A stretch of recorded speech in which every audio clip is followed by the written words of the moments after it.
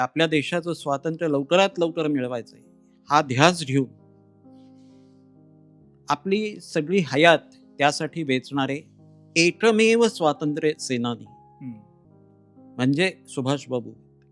सुभाषबाबू असे एकमेव नेते आहेत की ज्यांनी गांधीजींच्या हयातीत गांधीजींचं वर्चस्व असताना त्यांच्या आंदोलनाच्या त्या मर्यादित नेतृत्वामुळं आपला स्वातंत्र्य लढा पुढे जात नाहीये हे जाहीरपणे सांगितलं. आणि स्वातंत्र्य लढा पुढे जावा यासाठी काही वेगळे मार्गही जर अनुसरावे लागणार असतील तर ते लागावेत, आपण अनुसरावेत असाही प्रयत्न केला. त्याचा आढळ धरला. दिल्लीतल्या एका आढळ स्थानावर त्यांच्या प्रतिमेची जी स्थापना केली आहे ती इतिहासानं त्यांना दिलेला, उशिरा दिलेला का होईना पण फार चांगला न्याय आहे असं वाटतं. झेंडा खाली पडू नये म्हणून सुद्धा सुभाषबाबू पुढे ठामपणे उभे राहिले. तेव्हा त्यांच्या डोक्यावर, कपाळावर लाठी हल्ला झालेला आहे. रक्तबंबाळ स्थितीत त्यांना पोलीस चौकीवर नेण्यात आले. तर सुभाषबाबू शिवाजीवादी होते. शिवराय हे त्यांचे फार पूर्वीपासून प्रेरणास्थान होते. मिसगाइडेड पेट्रियट, वाट चुकलेला देशभक्त अशी शिवाजी महाराजांना दूषण देणारा लेख महात्मा गांधींनी लिहिला होता. पण भगतसिंग, राजगुरू, सुखदेव या तिघांना 23 मार्चला जी फाशी दिली गेली, आपण 23 मार्च हा त्यांचा हौतात्म्य दिन साजरा करतो, ती संध्याकाळच्या वेळेला दिली गेली. आणि जर तसं झालं असतं तर आपल्या देशाला स्वातंत्र्य मिळू शकलं असतं आणि ते अखंड भारताला मिळालं असतं, अखंड हिंदुस्थानला मिळालं असतं. पण आपल्या देशानं 1940 साली एका संपूर्ण देशाच्या स्वातंत्र्य कमावण्याची आलेली जी संधी होती ती आपण गमावली. असा सावरकरांच्या डोळ्यासमोरचा, नजरेसमोरचा तो दुसरा नेता कुठे होता, कोण होता? नाही उत्तर सापडत. ती ब्रिटिशांनी केला नाही. एवढा दुस्वास हा सुभाषबाबूंचा त्यांनी केला, या दोघी नेत्यांनी केला. बंगालमध्ये विवेकानंदांचा मानसपुत्र म्हटलं जातं सुभाषबाबूंना.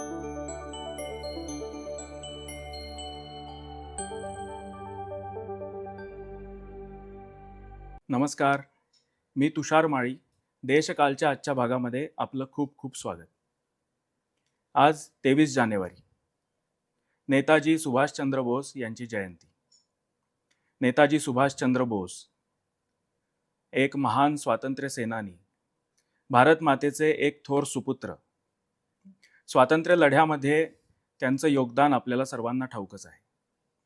पण नेताजींच्या आयुष्यामधले काही अप्रकाशित पैलू आहेत ज्यांवर आज आपण बोलणार आहोत आणि त्यांबद्दल अधिक जाणून घेणार आहोत.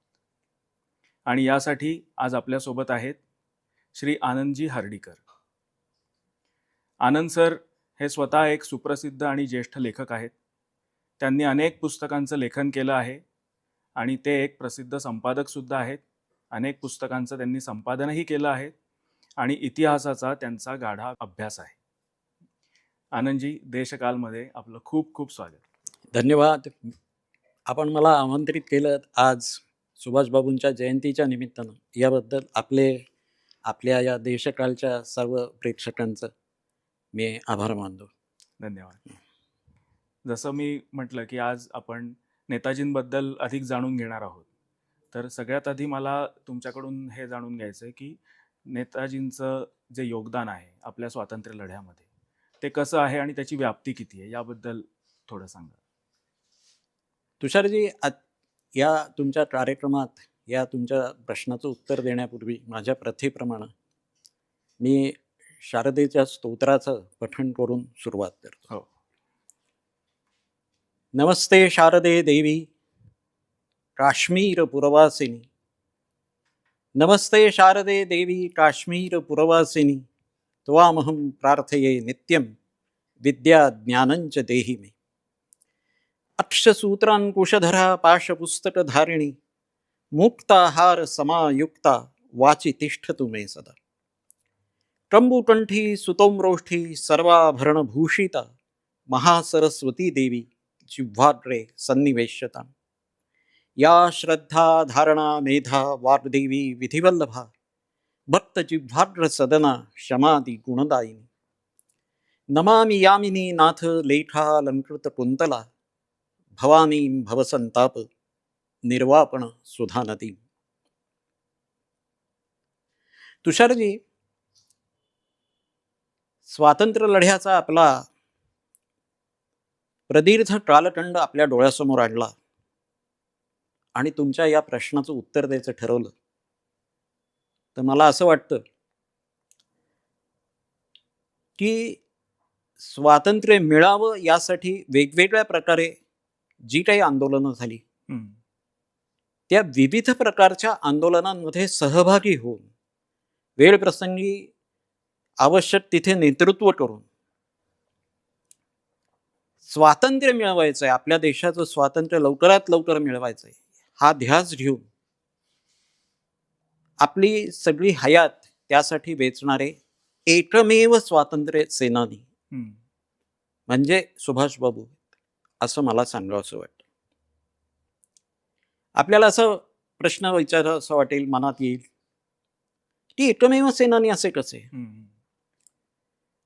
तर दादाभाई नौरोजींपासून आपण जी वेगवेगळी आपल्या नेत्यांची मांदियाळी डोळ्यासमोर आणली, तर आपल्या स्वातंत्र्य लढ्याच्या संदर्भात अर्ज विनंत्या करून विलायतेतल्या सरकारकडे आम्ही असे असे आहोत, आम्हाला तुम्ही एवढे अधिकार द्या, अशा मागण्या करून काही ना काहीतरी आपल्या देशाची प्रगती होईल आणि त्यासाठी आपण प्रयत्न केला पाहिजे, झटलं पाहिजे, असं सांगणाऱ्या नेत्यांपासून ते सशस्त्र लढा उभारला पाहिजे, सशस्त्र क्रांतीचंच इथे वातावरण निर्माण केलं पाहिजे देशभरात किंवा परदेशातही. याच्यासाठी झटणारे स्वातंत्र्यवीर सावरकर असतील किंवा त्याच्या अगोदर निरनिराळे जे क्रांतिकारक होऊन गेले, अगदी उमाजी नाईकांपासून वासुदेव बळवंत फडक्यांपर्यंत आणि हिंदुस्तान रिपब्लिकन सोशलिस्ट आर्मीच्या भगतसिंग, राजगुरू, सुखदेव या त्रिमूर्तींपर्यंत, असे सगळे आपण वेगवेगळे जर नेते पाहिले तर असं दिसून येईल आपल्याला की त्यांनी एक विशिष्ट क्षेत्र, विशिष्ट मार्ग हा आपल्या ध्येयाच्या साधनेसाठी निश्चित केला. आणि लोकमान्यांचा अर्थ जर एक वेगळं उदाहरण पाहिलं की साधनानाम अनेकता हे त्यांच्या धोरणाचं स्तोत्र होतं. म्हणजे ते कधी एकाच मार्गाने आम्ही हे केलं पाहिजे असा हट्ट धरला आहे. जो टिळक पर्व अस्ताला गेल्यानंतर जे उदयाला आलं गांधी पर्व, त्या गांधी पर्वातले सर्वात होते महात्मा गांधी. त्या महात्मा गांधींनी त्यांच्या त्या 1920 सालानंतर 1947 सालापर्यंतच्या आपल्या स्वातंत्र्य लढ्याच्या कालखंडात, प्रदीर्घ कालखंडात, कधीही त्यांना अमान्य असलेल्या कुठल्याही मार्गानं स्वातंत्र्य लढा चालावा किंवा त्याला थोडीशी तरी चालना मिळावी म्हणून प्रयत्न केले नाहीत. किंबहुना जर तसे प्रयत्न झाले असतील तर ते प्रयत्न करणाऱ्यांना दूषण दिली महात्मा गांधी. आणि महात्मा गांधींच्या एकूण सगळ्या अनुयायांमध्ये अगदी जवाहरलाल नेहरूंपासून वल्लभभाई पटेलांपर्यंत जर तुम्ही पाहिलं तर असं दिसेल की सनदशीर मार्गानं जाऊन वेगवेगळे आंदोलनं करणं, सत्याग्रह करणं आणि त्या सत्याग्रहाच्या मार्गानं आपल्याला काही ना काहीतरी वाटाघाटींच्या टेबलावर जर बोलवलं आपल्याला तर व्हॉइसरॉयशी, भारत मंत्र्यांशी वाटाघाटी करायच्या आणि काही ज्या आपल्या एक 20-25 मागण्या आंदोलन सुरू करण्यापूर्वी ज्या मागितलेल्या असतील त्यातल्या 2-5 त्यांनी मान्य केलं, आश्वासन दिलं की आपण आंदोलन मागे घ्यायचं. असा प्रकार हा आपल्याला ह्याच्यात दिसेल. तसं सुभाषबाबूंनी केलं नाही. सुभाषबाबूंनी जवाहरलाल नेहरूंना बरोबर घेऊन संपूर्ण स्वातंत्र्याच्या ध्येयाचा ठराव जसा काँग्रेसमध्ये केला तसा आपल्याला दिसेल तुम्हाला पुढच्या याच्यात की जवाहरलालजींनी ते ध्येय थोडंसं बाजूला ठेवलं, हरकत नाही. काँग्रेसमधल्या अंतर्गत सत्ता संघर्षात त्यांना ज्या वेळेला असं वाटलं की आपण अध्यक्ष व्हावं आणि त्यासाठी आपल्याला गांधींचे आशीर्वाद पाहिजेत, तर गांधीजींना काही संपूर्ण स्वातंत्र्य हे नाही. त्यांनी जरी 1 वर्षात स्वराज्य असं म्हटलं आणि आश्वासन दिलं, ते आश्वासन त्यांना पाळता आलं नाही, स्वराज्य मिळवून देता आलं नाही. पण तरी सुद्धा निरनिराळ्या अपेक्षा भंगानंतर सुद्धा गांधीजी संपूर्ण स्वातंत्र्य हे ध्येय आपल्या काँग्रेस सारख्या संघटनेनं ठेवावं आणि त्यासाठी निरनिराळी आंदोलनं करावीत, निरनिराळ्या मार्गानं प्रयत्न करावेत, याला अनुकूल झाले नाहीत. पण त्याला जवाहरलालजींनी मान तुकवली त्यांच्या पुढे. सुभाषबाबू असे एकमेव नेते आहेत की ज्यांनी गांधीजींच्या हयातीत गांधीजींचं वर्चस्व असताना त्यांच्या आंदोलनाच्या त्या मर्यादित नेतृत्वामुळं आपला स्वातंत्र्य लढा पुढे जात नाहीये हे जाहीरपणे सांगितलं आणि स्वातंत्र्य लढा पुढे जावा यासाठी काही वेगळे मार्गही जर अनुसरावे लागणार असतील तर ते लागावेत, आपण अनुसरावेत असाही प्रयत्न केला, त्याचा आग्रह धरला. म्हणून मी आपल्या प्रश्नाला उत्तर देताना असं म्हणतो की असं एकमेव आहेत. आणि आज पंतप्रधान नरेंद्र मोदी यांनी जे काही वर्षांपूर्वी आता आपल्या दिल्लीतल्या एका आढळ स्थानावर त्यांच्या प्रतिमेची जी स्थापना केली आहे, ती इतिहासानं त्यांना दिलेला, उशिरा दिलेला का होईना, पण फार चांगला न्याय आहे असं वाटतं. खरंय. आताच आपण उल्लेख केलात की त्यांनी खूप त्यांचं योगदान जे आहे ते अतिशय ठळक असं दिसतं आपल्याला, आणि ते एकमेव असे नेते आहेत. पण काही उदाहरणं किंवा काही प्रसंग असे आपल्याला सांगता येतील का की जिथे हे जास्त प्रकर्षाने दिसतं की नेताजींनी कसं परिस्थितीमध्ये अगदी भरपूर प्रसंग आहेत. नेताजींची खऱ्या अर्थानं अशी आहे परिस्थिती, नेताजींबाबत बोलायची, नेताजी म्हणण्यापेक्षा सुद्धा आधीपासून आपले हा देश सोडून जाण्याच्या आधी ते सुभाषबाबूच होते फक्त. आणि सुभाषबाबूंच्या बद्दल त्यांच्या आयुष्यात घटनांनी इतकं भरलेलं आहे की कुठलेही प्रसंग किंवा काही उदाहरणं सांगणं हे त्या दृष्टीनं सोपं आहे. मी 2-4 उदाहरणं आपल्यासमोर ठेवतो. ते जेव्हा आपल्याला माहिती आहे की केम्ब्रिजमध्ये म्हणजे तिकडे शिकायला विलायतेला गेले होते, तिकडून परत जेव्हा ते आले, त्यावेळेला आल्यानंतर येतानाच्या बोटीतच त्यांचं रवींद्रनाथ ठाकूर हे त्या बोटीवर त्यांचे सहप्रवासी होते. त्यांच्याबरोबर झालेल्या चर्चेत खुद्द गुरुदेवांनी त्याला असं सांगितलं होतं की गांधीजींच्या नेतृत्वाखाली आता देश काही ना काहीतरी हालचाली, काही ना काहीतरी आंदोलनं करू इच्छितो आहे, परंतु नेमकं कुठल्या मार्गानं जावं, कसं आंदोलन उभारावं, काय मागणी करावी, ती कशी मांडावी, कुणासमोर मांडावी, याबद्दलची सुस्पष्ट अशी रूपरेषा गांधीजींजवळ आहे असं मला वाटत नाही. असं गुरुदेवांनी त्या बोटीच्या प्रवासात सुभाषबाबूंना सांगितलं. पण तरी सुद्धा तुम्ही भारतात जाऊन काही जर देशकार्य करू पाहतात, इच्छा तुमची व्यक्त करताय आणि अशी तुमची सनदी नोकरी करण्याची जी संधी आली आहे ती तुम्ही सोडताय, तर तुम्ही आधी गांधीजींशी बोला, गांधीजींची भेट घ्या. तशी त्यांनी मुंबईत भेट घेतली होती आणि त्यांना काही त्यांनी प्रश्न विचारले. ते सगळ्यांना माहिती आहे की गांधीजींशी त्यांची भेट झाली, त्यांनी प्रश्न विचारले, पण गांधीजींनी काही समाधानकारक उत्तरं दिली नाही. त्यांना त्याच्या आधीपासून ते बंगालमधले असल्यामुळं बंगालमध्ये ज्या चित्तरंजन दासांचा प्रभाव होता, देशबंधू चित्तरंजन दास, त्या चित्तरंजन दासांशी त्यांनी फार आधीपासून संपर्क प्रस्थापित केला होता. बरं. तिकडून ज्या वेळेला त्यांनी हा निर्णय घेतला की आपण काही सनदी नोकरीत जायचं नाही, जिल्हाधिकारी म्हणून कुठेतरी ब्रिटिश सरकारची नोकरी पत्करायची नाही, त्यावेळेलाच त्यांनी चित्तरंजनजींना देशबंधूंना वारंवार पत्र पाठवली होती.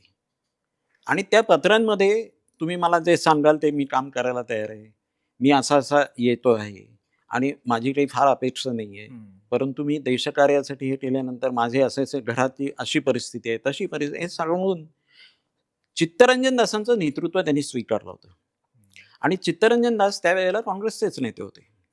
पुढे काही काळ त्यांनी स्वराज्य पक्ष मोतीलाल नेहरूंना बरोबर घेऊन असा काढला, परंतु त्यावेळेला काँग्रेसचे नेते होते. त्यांच्या नेतृत्वाखाली ज्या वेळेला गांधीजींनी असहकाराचं आंदोलन पुकारलं, त्यावेळेला सुभाषबाबू त्या असहकाराच्या आंदोलनात सहभागी झाले.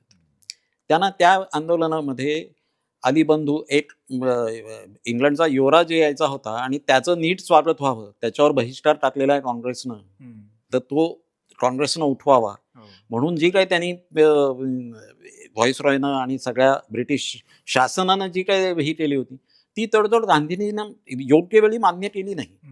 त्यांनी ती फेटाळली. अलीबंधू खिलाफत चळवळीचे जे हे होते तेही त्याच वेळेला तुरुंगात होते इतर काँग्रेस नेत्यांबरोबर. त्यांनाही सोडलं पाहिजे अशी अट घातली आणि तेव्हा ती अट मान्य करायला कोणी ब्रिटिश अधिकारी तयार झाले नाहीत. त्यामुळे ती काही काँग्रेसची जी मंडळी चित्तरंजन दासांसह जी तुरुंगात होती त्यात सुभाषबाबू होते आणि त्यांना त्यासाठी 6 महिने त्यावेळेला कारावास सोडला. हा एक प्रकार असहकाराच्या आंदोलनातला त्यांचा सहभाग जसा दर्शवतो, तसा पुढे सुद्धा 1931च्या वेळेला महात्माजींच्याच नेतृत्वाखाली जे काही आंदोलन असं असहकाराचं झालं होतं, त्याच्यात कलकत्त्यामध्ये मोठमोठी मिरवणुका काढायची, निदर्शनं करायची, अशी एक ही होती, ते वेळ होती. आणि त्या निदर्शनांमध्ये सुभाषबाबू हे आघाडीवर होते. त्या आघाडीवर असणाऱ्या सुभाषबाबूंना टेगार्ट हा त्यावेळेचा त्यांचा जो पोलीस अधिकारी होता, पोलीस कमिशनर होता कलकत्त्याचा, त्या शहराचा, महानगराचा, त्यानं सांगितलं असं चालणार नाही, निदर्शनं चालणार नाहीत. तर ती पुढे गेल्यानंतर त्यांच्या हातातला झेंडा हिसकावून घेण्याचा पोलिसांनी प्रयत्न केला. तर तो झेंडा खाली पडू नये म्हणून सुद्धा सुभाषबाबू पुढे ठामपणे उभे राहिले. तेव्हा त्यांच्या डोक्यावर, कपाळावर लाठी हल्ला झालेला आहे. रक्तबंबाळ स्थितीत त्यांना पोलीस चौकीवर नेण्यात आले. रात्रभर तसंच ठेवलेलं आहे त्यांना. आणि दुसऱ्या दिवशी मॅजिस्ट्रेट समोर हजर राहून त्यांना काही काळासाठी तुरुंगात धाडलेलं आहे सरळ. अच्छा. आपल्याला कुठे असे डोळ्यासमोर आणा, निरनिराळे काँग्रेसचे जे नेते आहेत, ज्येष्ठ नेते आहेत, तुरुंगवास भोगलेले आहेत, महिनोन्महिने, वर्षानुवर्ष तुरुंगवात आहेत. पण तुरुंगात राहून राजबंद्यांच्या अधिकारांसाठी, राजकीय अधिकारांसाठी झटणारे आणि त्यासाठी अन्न सत्याग्रह करणारे असे किती नेते आपल्याला सांगतील? जवाहरलाल नेहरूंनी अन्न सत्याग्रह केला आणि राजबंद्यांचे अधिकार मिळवले असं दिसेल? नाही. परंतु ह्यांचे, सुभाषबाबूंचे, मोतीलाल त्यांचे गुरु असणाऱ्या चित्तरंजन दासांचे, योगी अरविंद किंवा भगिनी निवेदिता, त्यांचे बंगालमधले वेगवेगळे क्रांतिकारक, ह्यांच्याशी असणारे संबंध आधीपासून ब्रिटिश सरकारला माहीत असल्यामुळं आणि सनदी नोकरी इतकी चांगली जी उपलब्ध होण्यासारखी संधी होती ती सुद्धा यांनी लाथ मारून झिडकारून दिलेली आहे हे माहिती असल्यामुळं त्यांच्यावर खूप पूर्वीपासून ब्रिटिश सरकारचा रोष होता. आणि त्यामुळं त्यांना एक वेगळ्या पद्धतीचा कायदा लावून, अध्यादेश तेवढ्यासाठी वेगळा काढून ब्रिटिश सरकारनं बेमुदत काळासाठी मंडालेला पाठवलेलं आहे सुरुवातीच्या काळातच. आणि तिथे त्यांना लोकमान्यांच्या एकूण याच्या तिथे मंडालेला काय स्थिती होती आणि मंडालेला असताना लोकमान्यांना त्रास सहन करून त्यांनी त्याच्यावर मात केली आणि गीता रहस्यासारखा एक निष्काम कर्मयोगाचा सिद्धांत मांडणारा महाग्रंथ लिहिला. याबद्दल तिथे गेल्यानंतर त्यांना जे वाटलंय ते त्यांनी इकडे कळवलेलं सुद्धा आहे. परंतु तिथे ते जेव्हा गेले तेव्हा त्यांना असं आढळलं होतं त्यांच्या त्या तिथल्या तुरुंगवासात की ख्रिश्चन जे राजबंदी, तिथे जे ख्रिश्चन कैदी आहेत त्यांना नाताळ साजरा करता येतो, त्यासाठी वेगळा भत्ता दिला जातो. परंतु दुर्गा पूजा हा जो त्या सगळ्या बंगाली यांच्या दृष्टीनं अत्यंत महत्वाचा जिव्हाळ्याचा उत्सव, दुर्गा पूजेसाठी मात्र असं काही केलं जात नाही. तर त्यांनी त्यासाठी अन्न सत्याग्रह केला होता आणि त्या अन्न सत्याग्रह तो मोडावा म्हणूनही त्यांना बेदम मारहाण झालेली आहे. काळ्या निळा होळीच तोपर्यंत तिथल्या वॉर्डननी सुभाषबाबूंना मारलेलं आहे. अशा प्रकारे आपल्या इतर कुठल्याही नेत्यांचा तुम्ही जर कारकीर्द पाहिलीत तर तुम्हाला असं आढळणार नाही की एवढा त्रास एखाद्या नेत्याच्या अनुयायाच्या भूमिकेत वावरताना सुद्धा त्रास झालाय असं नाही. हा एक भाग झाला. दुसरा या ह्याच्यात असं दुसरं मी एक दुसरं उदाहरण म्हणून सांगतो की त्यांना जेव्हा परदेशात हद्दपार केलं, त्यांना फारसं भारतात राहू नये त्यांनी, याच्यासाठी ब्रिटिश सरकारनं प्रयत्न केले. युरोपमधल्या निरनिराळ्या देशांच्या त्यांच्या पारपत्रावर सगळीकडे जाता येणार नाही, इंग्लंडमध्ये प्रवेश देता येणार नाही. जर्मनी हा त्यावेळेला जर्मनीनं ब्रिटन बरोबर काही तह केला होता. एका वेगळ्या प्रकारच्या करारामुळे जर्मनी पुढे ज्या पद्धतीनं इंग्लंड विरुद्ध उभा राहिला तशा पद्धतीची जर्मनीची प्रतिमा काही नव्हती 1930च्या नंतरच्या काही काळात. त्यामुळे जेव्हा हे तब्येतीच्या तुरुंगवासात त्यांच्या तब्येतीची जी हेळसांड झाली त्याच्यावरती उपचार करण्यासाठी म्हणून सुद्धा जेव्हा युरोपमध्ये गेले होते तेव्हा त्या परिस्थितीत सुद्धा काही काळ त्यांनी कमला नेहरूंची सुद्धा तिथे शुश्रूषा केली आहे, याचेही दाखले आहेत. परंतु त्यांच्या स्वतःच्या तब्येतीच्या याच्यासाठी सुद्धा जेव्हा ते तिथे जात होते, युरोपमध्ये सॅनिटोरियममध्ये राहत होते, त्यावेळेला सुद्धा त्यांनी केलेला जो प्रचारासाठी, स्वातंत्र्य लढ्याच्या प्रचारासाठी केलेले प्रयत्न आहेत हे इतके महत्वाचे आहेत की तशा पद्धतीचा फक्त लोकमान्यांनी प्रयत्न केला होता. आता तुम्ही अनेक वेळेला हे कराल की जवाहरलाल नेहरूंनी स्पेनच्या फ्रँकोच्या याच्या विरोधात जाऊन तिथल्या यादवी युद्धाच्या याच्यात महत्वाची भूमिका बजावली, आंतरराष्ट्रीय स्तरावर निरनिराळ्या लोकांशी संपर्क केला, हे खरं आहे. परंतु त्यांनी किती काळ त्याच्यासाठी प्रचार केला. त्यांनी जे लेखन केलंय ते ग्लिम्सेस ऑफ वर्ल्ड हिस्ट्री किंवा डिस्कव्हरी ऑफ इंडिया हे भारतीय स्वातंत्र्य लढ्याचा युरोपमध्ये प्रचार व्हावा म्हणून फारसं झालं नाही. पण इंडियन स्ट्रगल नावाचं जे पुस्तक ह्यांनी लिहिलं, रोमारोलानं लिहिलं, मुसोलिनीनं भेट दिली सुभाषबाबूंनी, अशी ही जी सगळी ही आहे ती त्याची वेगळ्या पद्धतीनंच दखल घ्यावी लागते की त्यांचं वेगळेपण आणि एकमेवा द्वितीय असणं हे अशा ह्याच्यातून दिसतं. आणि ह्याचाच परिणाम म्हणून वल्लभभाईंचे जे ज्येष्ठ बंधू आणि आपल्या इकडच्या राष्ट्रीय असेंब्लीचे काही काळ सभापती होते असे विठ्ठलभाई पटेल होते. ते त्या काळात त्यांच्या तब्येतीच्यासाठी म्हणून युरोपमध्ये होते. त्यांची यांची भेट झाली आणि यांची बरीचशी मतं जुळली. त्यांनी पटेल बोस मॅनिफेस्टो या नावानं इतिहासात फार प्रसिद्ध आहे. सुभाषबाबूंच्या पुस्तकात ते सगळं तो दस्तऐवज उपलब्ध आहे. 1921 साली किंवा त्याच्याही आधी आपल्या देशात येऊन आपल्या देशातल्या स्वातंत्र्य लढ्याचं नेतृत्व ज्यांनी आपल्या हातात घेतलं त्या महात्माजींनी गेल्या 10-15 वर्षात, हे 35 सालचं बोलतो मी, 10-15 वर्षात ज्या पद्धतीनं ज्या मार्गानं आपले लढे पुढे नेले आहेत किंवा तसे स्थगित केलेत, त्यामुळे त्यांच्या नेतृत्वाखाली आपला देशाचा स्वातंत्र्य लढा पुढे जाईल असं वाटत नाही. त्यामुळे नव्या नेतृत्वाचा आपण शोध घेतला पाहिजे असं पटेल आणि बोस यांचा संयुक्त जाहीरनामा युरोपमधून प्रसिद्ध झालेला होता. ही त्यावेळेला एक त्यांनी घेतलेली जी वेगळ्या पद्धतीची भूमिका आहे, या भूमिकेचा एक दुसरं उदाहरण म्हणून विचार करता येईल. आणि त्याचा त्यांनी युरोपमध्ये केलेला प्रचार आणि तो हे आणि ह्याचाच परिणाम म्हणून त्यांना वाटलं विठ्ठलभाईंना, म्हणून त्यांच्या मृत्यूपत्रात अशा पद्धतीच्या युरोपमधल्या भारतीय स्वातंत्र्य लढ्याच्या प्रचारासाठी त्यांनी मृत्यूपत्रात काही कलमांमध्ये आपली आमकी जी मिळकत आहे, बँकेतले अमके पैसे आहेत, एवढी एवढी रक्कम आहे, ती आमच्या नातेवाईकाला द्यावी, तमकी ह्याला द्यावी, अशी सगळी कलमं झाल्यानंतर या प्रचारासाठी त्यांनी विश्वस्त म्हणून जे काही रक्कम उरेल त्याच्यासाठी वल्लभभाईंचं नाव नव्हतं, सुभाषबाबूंचं नाव घातलं. आणि आपल्याला सांगितलं तर आश्चर्य वाटेल की तशी सुभाषबाबूंकडे ही जबाबदारी किंवा हे विश्वस्तपण हे आपल्याच बंधुराजांनी का दिलं याच्यासाठी वल्लभभाईंनी सुभाषबाबूंच्या विरोधात न्यायालयात सुद्धा दाद मागितलेली आहे. त्यांच्या या आपल्या राष्ट्रीय स्वातंत्र्य लढ्यातल्या एका महत्वाच्या संदर्भात जे नेते आपण वंदनीय मानतो त्यांच्यातला हा अंतर्गत कलह सुद्धा आपल्याला लक्षात घेतला पाहिजे. वल्लभभाईंनी त्यांना ती रक्कम मिळू नये म्हणून प्रयत्न केलेत आणि कोर्ट कचेऱ्या केलेल्या आहेत. ते स्वतः वकील होतेच, पण सुभाषबाबूंना धक्का बसलाय तो. पण त्यांनी तिकडचा प्रचार करायचा ठरवलाच. व्हिएन्नामध्ये किंवा ह्याच्यात त्यांची तिकडे वेगवेगळ्या युरोपीय शहरांमध्ये त्यांची जी काही जे वास्तव्य झालं त्या वास्तव्यामध्ये त्यांनी आपल्या इंडियन स्ट्रगलच्या पुस्तकाच्या प्रती देणं, त्यांच्यावरती मँचेस्टर गार्डियन सारख्या वर्तमानपत्रात त्याला अनुकूल अभिप्राय आले, त्या अभिप्रायाच्या प्रती निरनिराळ्या लोकांना दाखवणं, आमच्या याच्यात विविध युरोपीय देशांनी आमच्या ह्याच्यासाठी सहानुभूती दाखवली पाहिजे असं सांगणं, हे त्यांनी केलं. आता हा जसा ह्याचा एक ह्याचा काय वेगळ्या माध्यमाचा एक त्यांनी केलेला प्रयत्न सांगता येईल. काँग्रेसमध्ये राहून काँग्रेसमधल्या नेतृत्वाच्या याच्यात गांधींना आव्हान देणं हा एक तिसरा प्रकार सांगता येईल. आणि ती काँग्रेसची आपली जर आपल्याला अध्यक्षपद मिळालं तर आपण काहीतरी वेगळं करू शकू. आणि तसं करताना त्यांना देशाच्या स्वातंत्र्योत्तर काळातल्या देशाच्या पुनर्बांधणीचे कसे वेध लागले होते याचं उदाहरण म्हणजे त्यांनी नियोजन आयोगाची स्थापना त्या काळात केली होती, ज्या वेळेला स्वातंत्र्य दृष्टीच्या टप्प्यात सुद्धा नव्हतं.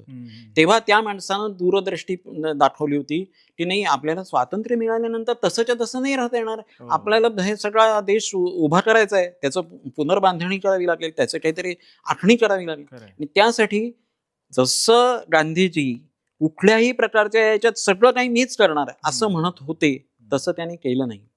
जेव्हा याच्या गोलमेज परिषदेसाठी ब्रिटननं सांगितलं तुम्ही 15 तुमच्या निरनिराळ्या तुमच्या संघटनेचे 15 प्रतिनिधी पाठवू शकता गोलमेज परिषदेचे, त्या 15 प्रतिनिधींना पाठवण्याचा खर्च झेपणार नाही हे क्षुल्लक कारण सांगून गांधीजींनी सगळं आपल्या संघटनेचं प्रतिनिधित्व स्वतःकडे घेतलंय, एकटे केलेत. आणि प्रत्यक्षात तिथे इतर म्हणजे राज्यघटना कशी असावी आणि त्याच्यात कोणकोणत्या तरतुदी असाव्यात याची चर्चा होणार होती हे उघड आहे. हे आधीपासून सांगितलं होतं. त्याच्यामुळे प्रश्न अडले होते, कोंडी झाली होती स्वातंत्र्य लढ्याची. पण त्यासाठी कोणती हे खऱ्या अर्थानं वकिली तज्ज्ञ असणारे, न्यायविद असणारे आणि त्याच्यातल्या बारकाव्यानिशी काही ना काहीतरी दस्तऐवजांमध्ये सूचना करू शकणारे गांधीजी पण या संदर्भातल्या कुठल्याही पूर्वतयारीशिवाय तिथे गेले.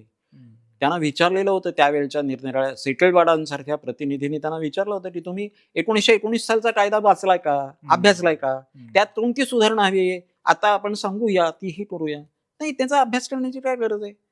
म्हणजे एका बाजूला सगळे अधिकार तर स्वतःकडे घ्यायचे, परंतु दुसऱ्या कुणाला त्याच्यात तो तज्ज्ञ असेल माणूस. जवाहरलाल बॅरिस्टर होऊन आले होते, अशा इतर लोकांचे हे घेता आले असते. मदन मोहन मालवीयांसारख्या ज्येष्ठ माणसाची मदत घेता आली असते. पण तसं काही न करता एकटे गेले, एकटे प्रतिनिधी गेले. तसं यांनी केलं नाही. जवाहरलाल नेहरूंना हे त्यांनी नियोजन आयोगाच्या त्या आपल्या समितीचं अध्यक्षपद दिलं. त्या संदर्भातली बोलणी केली. विश्वेश्वरय्यांसारखं सुद्धा त्या काँग्रेसने नेमलेल्या समितीवर होते. हा एक आणखीन याच्यातला भाग. आणि निरनिराळ्या क्रांतिकारकांशी त्यांचे असणारे संबंध आणि क्रांतिकारकांशी संबंध ठेवून काँग्रेसमध्ये त्यांनी यावं किंवा काँग्रेसनं त्यांच्याबाबत निरनिराळी भूमिका सौम्य करावी. जो निषेधाचा सूर असतो तो उमटू नये म्हणून भगतसिंग, राजगुरू, सुखदेव यांना फाशी दिली. त्यावेळेला त्यांची ती फाशी टळावी, त्यांना शिक्षा कमी व्हावी त्यांची, अशा पद्धतीनं काँग्रेसने प्रयत्न करावेत असं म्हणणाऱ्यांमध्ये ते होते. सुभाषबाबू होते. हे सगळे जर आपण असं कोण करत होतं निरनिराळ्या याच्यातून. आता क्रांतिकारकांना अनुकूल असणारे सावरकर हे तर सोडले पाहिजेत, परंतु ते अशा प्रकारच्या सनदशीर मार्गाच्या आंदोलनात कुठे सहभागी होत नव्हते. जर निजामाच्या विरोधात त्यांनी केलेला सत्याग्रहात सनदशीर मार्गाने होता, परंतु त्या बाबतीतलं ते स्वतः जाऊन तिथे प्रत्यक्ष हे केले, निजामाच्या तुरुंगात पडलेत असं केलं नव्हतं. हिंदू महासभेचं नेतृत्व करत होते ते. प्रत्यक्ष रणांगणावर जाऊन सुद्धा हे करता यावं. आणि ह्याची एक छोटी पुढे जे त्यांनी केलं प्रत्यक्ष आझाद हिंद फौजेचं, आणि त्याचा हे जर 28 साली मोतीलाल नेहरू कलकत्ता अधिवेशनाचे अध्यक्ष होते. त्यांचं स्वागत करण्यासाठी एक निमलष्करी दलाचं जसं असावं तसं स्वयंसेवक दल उभारून दाखवलं होतं. तशा पद्धतीचे गणवेश शिवून घेतले होते शिंप्यांकडून आणि स्वतः घोडेस्वार होऊन एखादा सीएनसी असतो, एखादा सेनाधिकारी असतो आणि तो जशी मानवंदना स्वीकारतो आपल्या सैनिकांकडून, तशा पद्धतीनं त्यांनी मोतीलाल नेहरूंचं स्वागत करणाऱ्या दलाचं नेतृत्व केलं होतं. गांधीजींना ते आवडलं नव्हतं, पण तरीही त्यांनी ते केलं.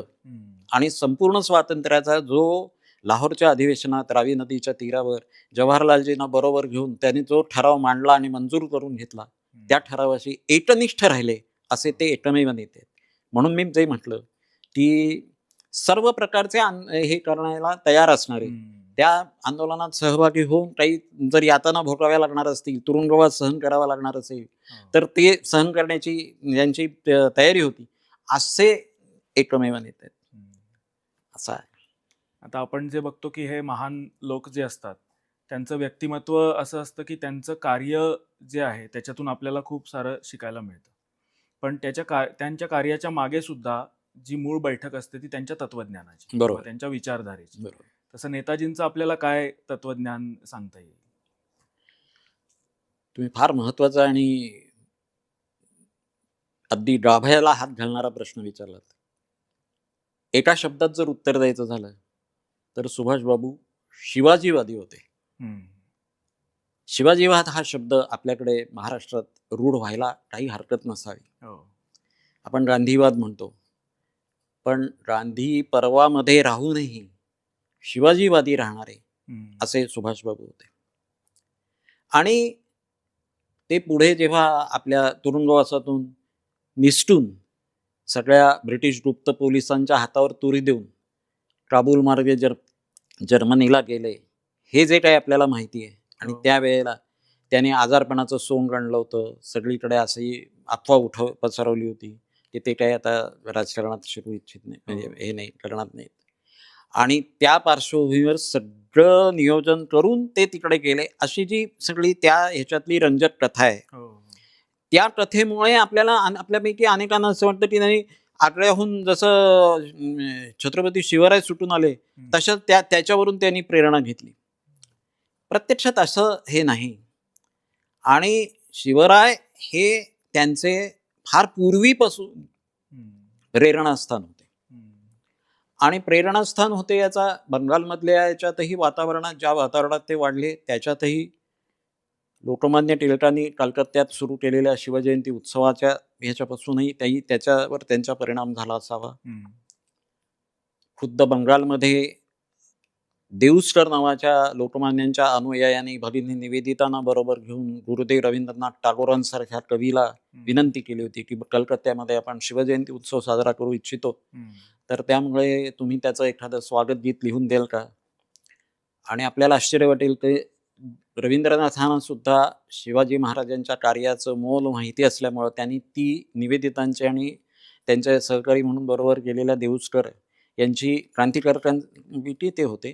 देशेर कथा म्हणून त्यांनी लिहिलेलं पुस्तक खूप गाजलेलं आहे. त्या काळात बंदी आणली होती ब्रिटिश सरकारने. देशाची सगळी दारुण स्थिती, आर्थिक स्थिती, इथलं सगळं शोषण ब्रिटिशांनी कसं केलं हे मांडणारे ते देऊस्कर होते. त्या दोघांची विनंती मान्य करून रवींद्रनाथांनी जयतु शिवाजी जयतु शिवाजी ही 144 ओळींची प्रदीर्घ कथा लिहिली होती, ही कविता लिहिली होती. आणि ती कविता ते सुरुवातीच्या काही वर्षांमध्ये 1905 मध्ये ते त्याच्यानंतरच्या काही काळात जेव्हा शिवजयंती उत्सव सुरू झाला होता नुकता, त्यावेळेला ते स्वतः सुरुवातीचं स्वागत गीत म्हणायला म्हणून जात त्या ह्याच्यात. हे सगळं ते बंगालमधलं वातावरण होतं, त्याचा प्रभावही होता सुभाषबाबूंवर. पण सगळ्यात महत्वाची आज मला सांगितलीच पाहिजे, आणि मी ते शिवाजीवादी होते असं का म्हणतोय. एप्रिल 1925 मध्ये यंग इंडियामध्ये मिसगाइडेड पेट्रियट, वाट चुकलेला देशभक्त, अशी शिवाजीची बदनामी करणारी, शिवाजी महाराजांना दूषण देणारा लेख महात्मा गांधींनी लिहिला होता. त्यांच्या पुढच्या लेखनामध्ये आणि ह्यांचा जवाहरलालजींनी सुद्धा त्यांनी अफजल खानाचा वध ज्या पद्धतीनं केला त्याचा उल्लेख करून त्यांची एकूण सगळी जी वापरू नयेत ती दूषणं वापरून ते विश्वासघातकी होते वगैरे वगैरे अशी दूषणं दिली होती शिवाजी महाराजांनी. आणि या सगळ्या पार्श्वभूमीवर 1928 मध्ये पुण्यात आपल्या योगयाज पुण्यातल्या काँग्रेस पक्षाच्या प्रांतिक अधिवेशनाचे अध्यक्ष म्हणून सुभाषबाबू आलेले होते. त्या अधिवेशनाच्या अध्यक्षपदावरून बोलताना त्यांनी स्वाभाविक आहे लोकमान्यांचा उल्लेख होणं त्या काळातल्या याच्यात, आणि ते स्वतः इथे त्या मंडालीच्या तुरुंगात राहून आलेले होते, पार्श्वभूमी होती ती. आणि त्यांनी टिळकरांना पाठवलेलं त्या काळातलं मी ज्या मगाशी पत्रात उल्लेख केला की पत्राचा, ते पत्र ब्रिटिश सरकारनं टिळकरांपर्यंत पोचू दिलं नव्हतं. पण ही आपली भावना आणि लोकमान्यांबद्दलचा आपला आदरभाव प्रत्यक्ष आधीपासूनचा होताच, पण मंडालेत कोणत्या स्थितीत ते राहिले हे मी स्वतः अनुभवल्यानंतर तो आदरभाव खूप वाढला वगैरे वगैरे, ते त्यांनी भाषणात सुरुवातीला सांगितलं. पण त्यानंतर ते बराच वेळ बंगाल आणि महाराष्ट्र यांचा ऐतिहासिक दुवा उलगडत जात असताना चित्तरंजन बाबू देशबंधू आणि टिळक यांची पुन्हा कशी मैत्री होती हे सांगितलंच. पण खूप पूर्वी 18व्या शतकाच्या उत्तरार्धात बंगालमधून एक इकडे साताऱ्यापर्यंत एक लेखक आले, इतिहासकार आले, आणि त्यांनी सातारच्या याच्यात राहून तिथल्या वास्तव्यात शिवरायांचा सगळा अभ्यास केला असा कागदपत्रांचा, आणि त्यांनी सुरुवातीला तिकडे चरित्र लिहिलं होतं. तेव्हापासून बंगालमध्ये शिवरायांचा कसा प्रभाव आहे, साहित्यिक प्रभाव आहे, हे सगळं सांगितलं. आता कुणालाही आज मागे वळून पाहताना असं वाटेल काय इथे महाराष्ट्रात आले, शिवाजीचं केला गौरव, आणि महाराष्ट्र काय बंगालमध्ये असं शिवाजीचं हे आहे असं सांगितलं. तसं नाही. मी ज्यांचा उल्लेख केला आता गांधीजींच्या त्या दूषणाचा, ते त्यांचं नेतृत्व हे काँग्रेसमधलं पक्क झालेलं असताना सुद्धा, आणि आपल्याला अध्यक्षपदाची ही संधी पुण्यात मिळाली हे लक्षात आल्यानंतर त्यांनी असं स्पष्टपणे सांगितलं की आपल्या देशाच्या स्वातंत्र्य लढ्याला पुढे नेण्यासाठी शिवाजी महाराजांचाच मार्ग आपल्याला अनुसरावा लागणार आहे. आणि शिवाजी महाराजांचा हा मार्ग अनुसरावा लागणार आहे याचा अर्थ काय? शिवाजी महाराजांचा मार्ग अनुसरावा लागेल हे तर ते जाहीरपणे सांगणं हे तर धारिष्ठतेचं काम होतच. पण पुढच्या त्यांच्या आयुष्याकडे, त्यांनी केलेल्या एकूण व्यूहरचनेकडे, आपल्या स्वातंत्र्य लढ्याच्या याच्यासाठी केलेल्या निरनिराळ्या ज्या उपाययोजना होत्या त्यांच्याकडे लक्ष दिलं की हे लक्षात आपल्याला येतं, सहज समजतं की शिवाजीचा मार्ग म्हणजे काय. तर राष्ट्रीय स्वातंत्र्यासाठी, ते मिळवण्यासाठी वेगवेगळ्या प्रकारे जे उपलब्ध साधन होईल किंवा जो मनुष्य आपल्याला सहाय्य करायला तयार होईल त्याची मदत घ्यायची. मोगल सत्तेला कधीही शरण न जायचा हा निर्धार शिवाजीरायांचा होताच. कोणी असं म्हणू शकणार नाही, दावा करू शकणार नाही की छत्रपती शिवराय मोगलांच्या पुढे जाऊन नतमस्तक होऊ इच्छित होते. पण आपला आदिलशाहीच्या तुरुंगात असणारा जर पिता हा जर सोडवून आणायचा असेल तिथल्या कैदेतून आणि त्यांच्यावरती लटकणारी जी त्यांना मृत्यूदंड ठोठावला जाईल आणि त्यांच्या कप्तानं काटा काढला जाईल ही जी शक्यता दिसत होती, त्या प्रसंगामध्ये शिवरायांनी काय केलं, उपाय काय तर औरंगजेबाला पत्र पाठवलं आणि अशा पद्धतीने लिहिलं की आम्ही तुमचेच इथे सेवक आहोत, तुमचीच सेवा करतो आणि तुमचं हे असताना बघा आदिलशाहीनं आमचं हे नाही केलं. आणि तो मोठा शत्रू असताना त्या मोठ्या शत्रूला अशा पद्धतीनं कळवून खलिते पाठवून त्यांच्याकडून हे काय केलं तर आदिलशाहीवर दबाव आणून आपल्या वडिलांची सुटका करून घेतली. मंदिरांची ही झाली पाहिजे, रक्षा झाली पाहिजे असं मानणारे हे होते. पण निरनिराळ्या आदिलशाहीच्या याच्यातून दरबारातून विडा उचलून, त्यांचं निपात करायचा विडा उचलून जो ठाण इकडे निघाला त्याने वाटेतल्या मंदिरांचा विध्वंस केल्यानंतर लगेच उठले नाहीत शिवाजी. संतप्त झालेच होते, परंतु जावळीच्या खोऱ्यात त्याला आणायचे, खेचून आणायचे आणि आपण ठरवलंय त्याच युद्धभूमीवर त्याचा काटा काढायचा. ही जी व्यूहरचना आखली होती तशा पद्धतीनं त्यांनी त्यावेळेला केलेली सगळी जी नाटकं आहेत, आपण घाबरलो, ते घाबरले नव्हते मनातून. त्यांची आपण ठाणावर मात करू शकतो आणि ठाणाच्या सैन्याचा आपल्याला काटा काढायचा आहे हा निर्धार होता. त्यांनी त्या पद्धतीनं आपल्या मावळ्यांची निरनिराळी पत्त तयार ठेवली होती, जय्यत तयारी केली होती. आणि असं असताना सुद्धा शत्रूच्या समोर नाटकं करणं याला शिवाजीचा मार्ग म्हणतात. शिवाजीवाद हा आहे आणि अशा शिवाजीवादाचं अवलंबन केल्याशिवाय आपल्या देशाला स्वातंत्र्य मिळणार नाही. या भारताच्या राज्यांमधल्या निरनिराळ्या संस्थानिकांवर मात जी केली आहे ती लष्करी विजय मिळवल्यामुळे केली आहे. मराठेशाही अस्ताला केली ती या ठिकाणी इथे बाजीरावाच्या सैन्याला पराभूत केल्यामुळे केली आहे. रणजित सिंगांच्याकडून शिखांचं खालसा केलं ते अशा लष्करी पराभवामुळे आणि फंद फितुरी करून इथलं जे काही क्षात्रतेज होतं ते कसं ठच्ची होईल हे पाहून अशी ईस्ट इंडिया कंपनीनं ही केली. आणि संपूर्ण एका वेगळ्या पद्धतीचं जे इथल्या शिक्षणाच्या माध्यमातून इथल्या बुद्धिवंतांचं तेज कसं अस्तंगत होईल हे पाहिले ब्रिटिशांनी.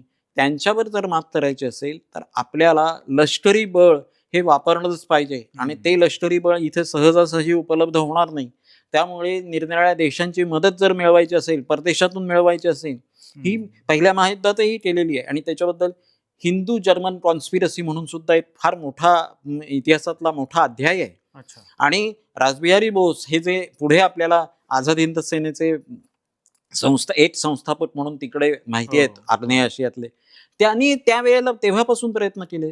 हिंदुस्थान रिपब्लिकन सोशलिस्ट आर्मीच्या चंद्रशेखर आझाद किंवा भगतसिंग राजगुरू सुखदेव यांच्या ह्या सगळ्याचा सशस्त्र क्रांती करण्यासाठीचा जो प्रयत्न आहे तो ह्याच्यातून आलेला आहे की आपल्याला ब्रिटिशांना धडकी भरवेल, त्यांच्या उरात कुठेतरी दहशतीचं हे होईल अशा पद्धतीनं काही ना काहीतरी केलं पाहिजे. केवळ अर्ज विनंत्या करा.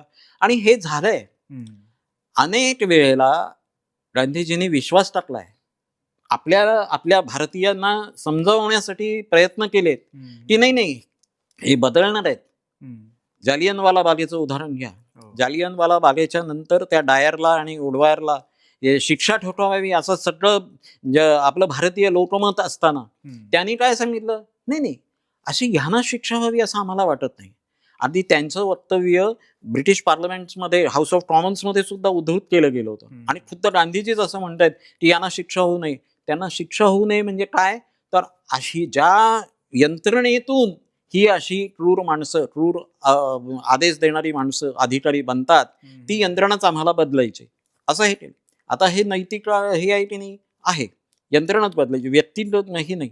व्यक्तीचा द्वेष करून काही उपयोग नाही हे म्हणणं ठीक आहे ना. परंतु त्यासाठी पुढे काय प्रयत्न केले, कुठली यंत्रणा सुधारून घेण्यासाठी गांधीजींनी प्रयत्न केले. उलट भगतसिंग, राजगुरू, सुखदेव हे 3 क्रांतिकारक एका वेगळ्या पद्धतीनं त्यांनी हे केले. त्यावेळेला त्यांच्या वरती जेव्हा खटला भरण्यात आला होता, तेव्हा ही सगळी क्रांतिकारक मंडळी जी होती त्यांचा तुरुंगात उपस्थित राहण्यावरनं किंवा ह्याच्यावरनं कोर्टात मोठमोठे वाद व्हायचे. त्यांना उपस्थित राहायचं नव्हतं, ते कोर्टात येऊ इच्छित नव्हते किंवा हे नव्हते. त्यांच्या अनुपस्थितीत त्यांना शिक्षा देता यावी म्हणून वेगवेगळी जी विधेयकांच्या माध्यमातून तयारी चालवली होती ब्रिटिश सरकारनं, त्याची जेव्हा विधेयकं याच्यात आली तेव्हा कायदे आझम जिना, बॅरिस्टर जिना हे त्या ठिकाणी आणि मोतीलाल नेहरू थोडेफार हे बोलले होते आणि त्यांनी या ब्रिटिश सरकारच्या विरोधात आपली भूमिका मांडली होती. आणि तुम्ही या क्रांतिकारकांचा काटा काढताय या अशा पद्धतीनं, ते योग्य नाही. आणि संपूर्ण ब्रिटिश न्याय व्यवस्थेचे वाभाडे काढणारं भाषण केलं होतं आपल्या राष्ट्रीय असेंब्लीत जिनानी. पण तशा पद्धतीची कोणतीच भूमिका गांधीजींनी मांडली नाही. त्या गांधीजींनी ह्या जगाच्या इतिहासात कोणाला फाशी दिली जात नाही संध्याकाळी, सकाळी देतात. आपल्या सगळ्यांना माहिती की पहाटेच्या वेळेला दिली जाते. पण भगतसिंग, राजगुरू, सुखदेव या तिघांना 23 मार्चला जी फाशी दिली गेली, आपण 23 मार्च हा त्यांचा हौतात्म्य दिन साजरा करतो, ती संध्याकाळच्या वेळेला दिली गेली. कारण ती सकाळी दुसऱ्या दिवशी 24 मार्चला दिली तर त्यांना सगळे बातमी फुटेल, मग त्याचा आणखीन वेगळा परिणाम. याच्याबाबत या ब्रिटिश सरकारच्या अन्याय्य धोरणाबद्दल त्यांनी चकार शब्द काढला नाही गांधीजींनी. मग ज्या यंत्रणेतून डायर निर्माण झाला, ती यंत्रणा मला सुधारावीशी वाटते, कुठे सुधारले पुढच्या काळात. तेव्हाही पहिल्या महायुद्धात, दुसऱ्या महायुद्धात भारतीयांनी काही योगदान दिले, त्याची ब्रिटिश सरकारकडून दखल घेतली गेली आणि पहिल्या महायुद्धात एवढे हजार भारतीय सैनिक हे झाले आणि त्यामुळे आम्ही हे अधिकार आज आता भारताला देऊ टाकतो. भारत हा सशक्त आहे, भारत हा सक्षम आहे. ज्या अर्थानं इथे वेगवेगळ्या आमच्या चौक्या, आमची ठाणी जिंकण्यासाठी भारतीय सैनिक कामी आलेत, त्यांनी त्या सैनिकांच्या शौर्याचं एक छोटंसं फळ म्हणून आम्ही एवढे अधिकार देऊ असं म्हणालेत ब्रिटिश? नाही, असं कधीही म्हणाले नाहीत. आणि त्यामुळं या पार्श्वभूमीवर या पद्धतीचा कुठलाही प्रयत्न न करणारे गांधीजी आणि सर्व प्रकारे आपल्याला स्वातंत्र्य मिळालं पाहिजे म्हणून वेगवेगळ्या मार्गाने झटणारे सुभाष बाबू आणि त्यांचा ह्या तत्वज्ञानाचा सगळ्या ह्याचा जर राभा असेल तर तो शिवाजीवाद आहे. आणि सुभाष बाबू हे शिवाजीवादी होते असं मी तुम्हाला एका शब्दात त्यांचं वर्णन, त्यांच्या नेतृत्वाचं, त्यांच्या तत्वज्ञानाचं सांगेन. इंडियन स्ट्रगल ह्या त्यांच्या ग्रंथात म्हणा, त्या त्यांनी पुढे केलेली वक्तव्य आहेत, पुढच्या त्यांच्या निरनिराळ्या भाषणांमध्ये सुद्धा त्यांनी ठिकठिकाणी हा विचार मांडलाय की आपल्याला आपल्या देशाच्या हितासाठी असं एकाच मार्गाने, आणि आपण आपली परंपराच असं सांगते की एकम सत विप्रा हा बहुधा वदन्ते. एक सत्य असेल तर ते विद्वान माणसं जी जाणकार आहेत ती वेगवेगळ्या मार्गाने सांगतात. मग त्या काळात स्वातंत्र्य हे सत्य आहे असं गांधीजींना वाटत होतं, तर त्यांनी त्या स्वातंत्र्य मिळवण्याचे वेगवेगळे मार्ग हे खुले ठेवायला हवे होते. मी म्हणेन तीच. आणि अहिंसेच्या मार्गानं जर स्वातंत्र्य मिळालं नाही तर मी त्या तशा स्वतंत्र भारतात राहायला इच्छित नाही. म्हणजे ते अहिंसावादी राहिले, पण स्वातंत्र्यासाठी त्यांचं सगळ्यात प्राधान्याचं काय हे मूल्य होतं, स्वातंत्र्य, असं नाही म्हणतायत. तर ते मात्र तेच मूल्य प्रधान असं सुभाषबाबू मानत राहिले. असं आहे. आता सुभाषबाबूंकडे जर स्वातंत्र्य चळवळीचं किंवा तत्कालीन काँग्रेसचं नेतृत्व आलं असतं तर आपल्याला स्वातंत्र्य लवकर मिळालं असतं किंवा फाळणी आपल्याला टाळता आली असती, याबद्दल काय वाटतं तुम्हाला? अरे वा, छान प्रश्न विचारलात. आणि मला सांगायला आवडेल की सुभाषबाबू ज्या वेळेला देश सोडून जाण्याच्या तयारीत होते त्यावेळेला निरनिराळ्या नेत्यांच्या भेटीत गाठी घेतल्या, त्यांनी प्रयत्न केले हे आपल्याला माहिती आहे. सावरकरांना भेटले, जिनांना भेटले, हे माहिती आहे. सावरकरांना भेटले म्हणूनच प्रेरणा मिळाली वगैरे असंही बोललं जातं. मला तसं वाटत नाही, कारण मी आत्ता जी उदाहरणं दिली ती काही सावरकरांपासून प्रेरणा मिळाली म्हणून स्वातंत्र्य लढा परदेशात जाऊन त्यांनी केला नाही, असं मला अभ्यासानंतर माझं मत झालंय. परंतु या सगळ्या ह्याच्यात त्यांच्या नेतृत्वाचा आणि त्यांच्या व्यक्तिमत्वाचा एक फार महत्त्वाचा पैलू, तो म्हणजे त्यांना नको त्या पद्धतीनं छळून त्यांच्या अध्यक्षपदाचा राजीनामा देणं भाग पडावं अशी परिस्थिती निर्माण केली काँग्रेसच्या नेत्यांनी. दुसऱ्यांदा गांधीजींच्या विरोधात उभं राहून गांधीजींनी जो पुरस्कृत केलेला उमेदवार होता पट्टाभी सीतारामय्या, त्यांचा निवडणुकीत पराभव करून झाल्यानंतर सुद्धा कार्यकारिणी हे आपल्या हातातली ठेवून त्या कार्यकारिणीच्या सदस्यांचं कोणतंही सहकार्य सुभाषबाबूंना मिळणार नाही अशी जी गांधीजींनी आखणी केली होती, त्याला फार वेगळ्या पद्धतीच्या याच्यात नेतृत्व करणाऱ्या सेनापती बापटांनी सुद्धा 1948 मध्ये एक सुभाष नावाचं पुस्तक प्रसिद्ध झालं होतं, मराठीतलं पहिलं चरित्र सुभाषबाबूंचं. त्याला प्रस्तावना लिहिली आहे सेनापती बापटांनी, आणि त्यांनी त्या प्रस्तावनेत आपला रोष व्यक्त केलाय की गांधीजींच्या आयुष्यातली जी काही अशी कलंकित झालेली स्थळं आहेत त्यात हा 1939 म्हणजे निवडणुकीच्या याच्यात त्यांना दिलेला त्रास आहे सुभाषबाबूंच्या बाबतीत. तर हे झालेलं असताना सुद्धा सगळं बाजूला ठेवून, आणि आपल्याला जर आता या देशात आंदोलन करायचं असेल तर गांधीजींचा आशीर्वाद आवश्यक आहे हे लक्षात घेऊन सुभाषबाबू 1940 मध्ये वर्ध्याच्या सेवाग्राम आश्रमात गांधीजींना भेटायला गेले होते. आणि तिथे त्यांनी अशी त्यांच्या समोर योजना आखली. आपल्याला सगळ्यांना माहिती आहे की सिव्हिल डिसओबिडियन्स, सविनय कायदेभंग, हे गांधीजींनी पुरस्कृत केलेलं असं त्यांच्या नेतृत्वाखालच्या आंदोलनातलं महत्वाचं अस्त्र. तर हे जे सविनय कायदेभंगाचं आंदोलनाचं सिव्हिल डिसओबिडियन्स हे आहे ते अहिंसक आहे, त्याच्यात कुठे हे नाही. परंतु ते का यशस्वी ठरत नव्हतं तेव्हा का त्याचा फार प्रभाव पडला नाही आणि आंदोलनाची बाबा ही फलश्रुती असं कोणाला सांगता नाही आलं, तर त्याच्यात असं व्हायचं की जे निदर्शनं करायला भारतीय नागरिक एकत्र जमायचे, मामलेदार कचेरीवर कुठेतरी निदर्शन आहेत, कलेक्टर कचेरीवर आहेत, तिथे त्यांच्यावर अश्रुधुराची नळकांडी फोडणारे किंवा लाठी हल्ला करणारे, आधी फार जमाव बेकाबू झाला तर त्याच्यावर गोळीबार करावा लागला तर गोळीबार करणारे कोण होते? ते भारतीय पोलिसच होते. या भारतीय पोलिसांच्या आणि निमलष्करी दलांच्या बळावरच इथलं ब्रिटिश शासन आपल्यावर राज्य करीत होतं. त्यांच्या मनात आपल्या देशाच्या स्वातंत्र्याबाबतची प्रेरणा जागृत जोपर्यंत होत नाही, ब्रिटिश सरकार या ठिकाणी अन्यायी आहे, त्यांनी जे वर्चस्व प्रस्थापित केलंय ते हे त्यांचं खरं देश त्यांचा नाही, हे परकीय राज्यकर्ते, त्यांचा हुकूम पाळणं आपल्याला बंधनकारक नाही, ही जोपर्यंत सांकेतिक लिपी इकडे या सगळ्या लोकांपर्यंत पोहोचत नाही तोपर्यंत आपल्याला त्या साध्या अशा सिव्हिल डिसओबिडियन्सना काही होणार नाही. म्हणून सुभाषबाबूंच्या मनात आणि त्यांनी मांडलेली जी ही होय ती टोटल डिसओबिडियन्स, संपूर्ण असहकार आहे. आणि त्या संपूर्ण असहकाराच्या आंदोलनाची ही कल्पना घेऊन ते गांधीजींना भेटले. आणि मी मुद्दाम आपल्याला हे आपल्या या निमित्तानं सांगतो की 1940ची जागतिक परिस्थिती लक्षात घ्यायची. या वेळेला दुसऱ्या महायुद्धाच्या याच्यात नाझी जर्मनी विजयी ठरत होते, युरोपमधले अनेक देश पादाक्रांत केलेले होते, फ्रान्स पडला होता, आणि ब्रिटन स्वतःचं संरक्षण कसं करावं या याच्यात होता. हा साम्राज्यातला मोठा देश, ज्यांच्या साम्राज्यावर सूर्य मावळत नाही वगैरे असं आपण सगळं ऐकत होतो, त्या ब्रिटनच्या अस्तित्वाला धोका निर्माण झाला होता. त्यामुळे त्यांना तिकडून ब्रिटनमधून किंवा युरोपमधून भारतात काहीतरी जर अनागोंदी निर्माण झाली, त्यांच्या दृष्टीनं हितसंबंधांना धोका निर्माण झाला तर तिकडून कुमक पाठवणं शक्य नव्हतं. लष्करी दृष्टीनं विचार करा. आणि या अशा परिस्थितीत जर भारतात ठिकठिकाणी लोकांनी उठाव करायचा असं ठरवलं, निदर्शनं करायचे, फक्त पुण्या मुंबईत नाही, सगळ्या महाराष्ट्रातल्या प्रमुख जिल्ह्यांमध्ये सगळ्या ठिकाणी करायचं. आणि फक्त महाराष्ट्र का, सुभाषबाबू सुचवत होते ते संपूर्ण अखिल भारतात एक वेगळ्या प्रकारचं संपूर्ण असहकाराचं आंदोलन उभारूया असं म्हणत होते. आणि ते सांगितली, त्यांनी कल्पना सांगितली, आणि त्याला तशी पार्श्वभूमी होती. गांधीजींनीच सांगितलं होतं, आपण सगळे भारतीय एकत्र आलो आणि थुकलो नुसतं, हो. तरी त्या प्रवाहात बाहेर ब्रिटिश साम्राज्य वाहून जाईल वगैरे वगैरे अशी त्यांची वक्तव्य आहेत. त्याच्यातल्या मूळ डिसओबिडियन्स हे अन्यायी आहे हे तर त्यांनाही मान्य होतं. ब्रिटिश राज्य हे अन्यायाचं आहे इथलं.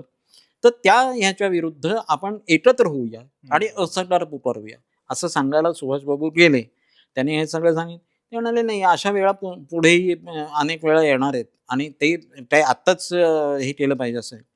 सुभाषबाबूंनी कळकळीची विनंती करत करत सांगितलं की तुम्ही मला नुसता आशीर्वाद द्या, ह्याचा जो प्रचार करावा लागेल ना, ही काही आंदोलन उभारायचं म्हणजे नुसतं तुम्ही म्हणला सांगितलं हो की नाहीये, तर देशभरात फिरून त्याचा जो पूर्वतयारी जी करावी लागेल ती मी करतो.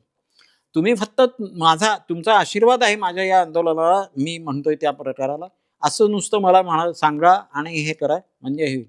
तेव्हा गांधीजींनी हे मॉरली अनजस्टिफायबल, इमॉरल आहे हे अशा पद्धतीने ब्रिटिश लोक आपल्या संरक्षणाच्या काळजीत गुंतलेले असताना, स्वतःचं रक्षण कसं करावं या विवंचनेत असताना आपल्या देशाचं स्वातंत्र्य असं त्यांच्याहून हिरावून घ्यायचं. आज हा प्रक्षोभक वाटेल प्रश्न, पण हा प्रश्न फार महत्वाचा होता त्यावेळेला. आणि जर तसं झालं असतं तर आपल्या देशाला स्वातंत्र्य मिळू शकलं असतं आणि ते अखंड भारताला मिळालं असतं, अखंड हिंदुस्थानला मिळालं असतं. कारण दुसरा आपल्याला याच्यासाठी संदर्भ बघावा लागतो, तो म्हणजे आपल्याला वेगवेगळे अधिकार पाहिजेत, आम्हाला विभक्त व्हायचं, आम्हाला हे पाहिजे, असं मुस्लिम लीग फार पूर्वीपासून म्हणत आली असली तरी अधिकृतपणे त्यांनी वेगळं राज्य हवंय असा ठराव मुस्लिम लीगच्या अधिवेशनात हा 1940 सालीच झाला. ही मी आपल्याला जे आता त्यांची चर्चा सांगतोय आणि त्यांनी समजा हे करायचं म्हटलं असतं तर आंदोलनाचे उभं राहिलं असतं, ते तोच काळ. आणि 1940 साली जरी पाकिस्तान पाहिजे असं म्हटलं तर पाकिस्तान हा शब्दही नव्हता त्या मुस्लिम लीगच्या त्या ठरावात. त्यावेळेला ते काँग्रेस बरोबर, हिंदू महासभेबरोबर, ब्रिटन बरोबर, ब्रिटिश राज्यकर्त्यांबरोबर वाटाघाटी करताना एक आपल्या हाताशी काहीतरी पाहिजे म्हणून मांडलेला तो प्रस्ताव आहे. त्यांनाही त्यांच्याही कुठल्याही नेतृत्वाला अशी खात्री नव्हती की आपल्याला वेगळं राज्य मिळणार आहे. 40 सालची गोष्ट आहे. आणि या सगळ्या याच्यात जर इथे उभं राहिलं असतं आणि ब्रिटिश नागरिकांच्या अल्पसंख्या अशा यांच्यापैकी कोणी जर कुठेतरी हे केलं असतं, शस्त्र वापरली असती, तर काही ठिकाणी हिंसाचार झाला असता. पण ह्यांनी सर्व भारतीय पोलीस दल आणि निमलष्करी दल यांच्यात ही असहकाराची भावना निर्माण झाली असती आणि त्यावेळेला हे झालं असतं तर स्वातंत्र्य मिळालं असतं असं मी जे म्हटलं. आणि माझं 69 साली प्रसिद्ध झालेलं पुस्तक आहे, त्यात हा मी मुद्दा मांडला होता. त्या मुद्द्याच्या याचं त्यावेळेला जी चर्चा व्हायची, काँग्रेसचे काही ज्येष्ठ नेते माझ्या परिचयाचे होते, पत्रकारितेतच असल्यामुळे त्या पत्रकारांशी माझी यावरती चर्चा व्हायची.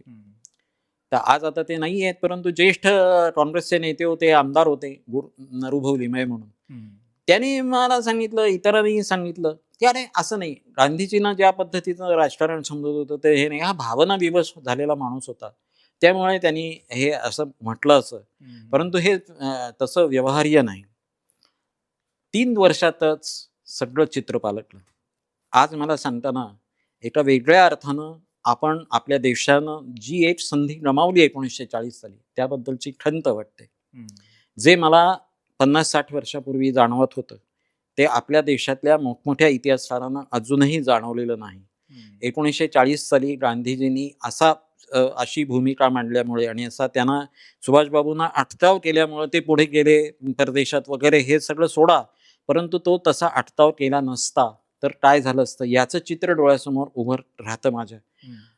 याचं मुख्य कारण 1972 मध्ये माझं जय बांगला आणि सोनार बांगला असं पुस्तक प्रसिद्ध झालं आणि प्लासीच्या लढाईपासून मुजीबुर रहमान सुटले तोपर्यंत जवळजवळ 215 वर्षांचा बंगाल प्रांत डोळ्यासमोर ठेवून भारतीय स्वातंत्र्य लढ्याचा इतिहास मी त्या पुस्तकात मांडला होता. आणि त्यात माझ्या पुस्तकाच्या शेवटच्या काही प्रकरणांमध्ये मी खुद्द पूर्व बंगालमध्ये जो फाळणी झाल्यानंतर आपल्याला अंतरला त्या भूप्रदेशामध्ये तिथल्या स्थानिक जनतेनं पाकिस्तानच्या म्हणजे आपला एकेकाळचा प्रांत, परंतु तो जो आपल्याला इकडचा अंतरलेला त्या लोकांच्या अन्यायाविरुद्ध, त्या लोकांच्या दडपशाही विरुद्ध कसा असहकार पुकारला याचं जे दर्शन घडवलं होतं ते अफाट होतं. धर्मयुग सारख्या आणि धर्मवीर भारती या ज्येष्ठ साहित्यिकाच्या संपादकत्वाखाली निघणारं जे धर्मयुग नावाचं टाइम्स ऑफ इंडियाचं साप्ताहिक होतं, त्या साप्ताहिकाच्या अंकांमधून अशी ती सगळी ही यायची, वर्णनं यायची. आणि पाकिस्तानचे जे सगळे सैनिक तिकडे अत्याचार करणाऱ्या सैनिक म्हणूनच तिथे सगळे वावरत होते, त्यांना बंगाली जनतेचा जो असहकार झेलावा लागत होता. तिथल्या ह्याला मार्शल लॉ ॲडमिनिस्ट्रेटरला शपथ द्यायची वेळ आली, तिथल्या न्यायाधीशांनी नकार दिला. जस्टिस सिद्दीकी म्हणून पूर्व बंगालचे म्हणजे पूर्व पाकिस्तानचे जे न्यायमूर्ती होते, नाही देत तुम्हाला शपथ, म्हणजे तुम्ही अधिकृतपणे शपथ घेऊन या ठिकाणी मार्शल लॉ ॲडमिनिस्ट्रेटर नाही होऊ शकत. हे पूर्व बंगालमधल्या त्या एका वरिष्ठ वर्तुळामध्ये वावरणाऱ्या पूर्व पाकिस्तानच्या एका न्यायमूर्तीनं सांगितलं. चितगाव बंदरात नाकेबंदी झाल्यानंतर तिथून कुठलाही माल पश्चिम पाकिस्तानला जाऊ शकणार नाही असं तिथल्या नौसैनिकांनी सांगितलं. निरनिराळ्या ह्याच्यात बँकेमधून टाटा तिकडे जाणार नाही पश्चिम पाकिस्तानला, हे तिथल्या सर्वसामान्य बँकेच्या कर्मचाऱ्यांनी बंगाली यांनी सांगितलं. आणि सगळ्यात हे म्हणजे वाणी सामान जे विकणा असतो निरनिराळ्या किराणा मालाचं, हे त्याच्यात पाकिस्तानी सैनिकांना साधं ब्लेड सुद्धा मिळत नव्हतं. धर्मयुगमध्ये ते ब्लेडही बंगाली याच्यातलं म्हणजे छापलेलं याचं पोस्टर सुद्धा आलेलं होतं, की ती सुद्धा ही दिली नाही. आणि पूर्व बंगालमध्ये, पूर्व पाकिस्तानमध्ये हा जो असहकाराचा संपूर्ण समाज, टोटल डिसओबिडियन्स जे सुभाषबाबू म्हणत होते, ते संपूर्ण असहकाराचं आंदोलन उभं करून पूर्व बंगालनं दाखवलं होतं. आणि ते जेव्हा त्याची वर्णनं वाचली तेव्हा मला तेच अनुभव म्हणाले, आनंद तू म्हणत होतास त्यात काहीतरी तथ्य आहे. मला माझी पाठ थोपटून घ्यावीशी वाटली नाही, पण आपल्या देशानं 1940 साली एका संपूर्ण देशाच्या स्वातंत्र्य गमावण्याची आलेली जी संधी होती ती आपण गमावली. आणि ही गमावलेली संधी ही आपल्याला नंतर सुद्धा मिळू शकली असती, परंतु ती 1946-47 मध्ये जर सुभाषबाबू असते तर ते बंगालच्या विभाजनाला छेद देणारं काहीतरी नेतृत्व दाखवू शकले असते असं मला वाटतं. आणि या सगळ्या आजच्या आपल्या चर्चेतून मला असं वाटतं की जे मी अगदी सुरुवातीला म्हटलं की हे असं करणारे दुसरे कोण होते. सुभाषबाबू सावरकरांना भेटून गेले, ही जे आपली आपण म्हणतो ते भेट झालीच, त्यांच्यात चर्चा झाली की नाही परदेशात जाऊन स्वातंत्र्य लढा उभारण्याची, तर झालीच. परंतु त्यावेळच्या खुद्द तात्यांनी म्हणजे सावरकरांनीच लिहून ठेवलेला जो वृत्तांत आहे त्याच्यातच त्यांनी असं म्हटलंय, सुभाषबाबूंना ते म्हणाले की असा लढा उभारू शकतील अशा क्षमतेची 2-3 माणसं माझ्या डोळ्यासमोर आहेत. आणि मग त्यांनी रासबिहारी बसून आलेलं पत्र दाखवलं, अमुक झालं तमुक झालं. केवळ तेवढ्या याच्यासाठी जर त्यांनी प्रेरणा घेतली असती सुभाषबाबूंनी आणि मग ते गेले असं असतं, तर मग त्यांनी खरं म्हणजे जपानलाच जायला पाहिजे होतं.